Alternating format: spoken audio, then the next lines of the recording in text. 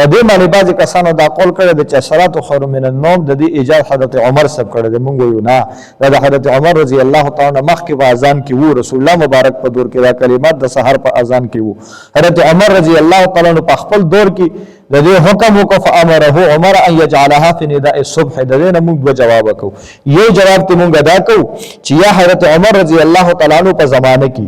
کېدای شي دغه مؤذن دا کلمات تر کړي، نو حضرت عمر رضی الله تعالی ته پته ولګېده، نو چې کله دا کلمات د اوویل، نو حضرت عمر رضی الله تعالی عنه ورته وی دا د سحر په اذان کې وایه، ځکه تا دا کلمات پرېښي دا د سحر په اذان کې شته دی.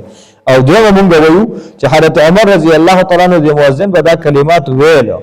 خو په دغه ورځ چې کله دا کلمات ویل او دا خبره وکړه الصلاة خیر من النوم، نو حضرت عمر رضی الله تعالی عنه په زړه دا خبره ولګېده، ځکه دی په خپله وده و، نو چې په ده د اواز ولګېده چې الصلاة خیر، مونځ نه ګوره دا خوب نه، دا مونځ ډېر بهتر دی، مونځ ته ډېر بهتر دی. نو چې دا کلمه یې واورېده، نو هغه د دې کلمې وزن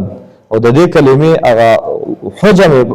محسوس کړ، نو بیا راغلی او د خپل مؤذن ته ووایي تاکیدن چې دا د سحر په مانځه کې وایه. دا ورته صرف تاکید وکړو چې ګوره د سحر په مانځه کې اذان کې دا وایه، د سحر په اذان کې چې دا رسول الله مبارک مقرر کړي دي، ما ته نن پته ولګېده چې د سحر په اذان کې دا ولې مقرر کړي، ځکه هغوی په عربۍ پوهېدل.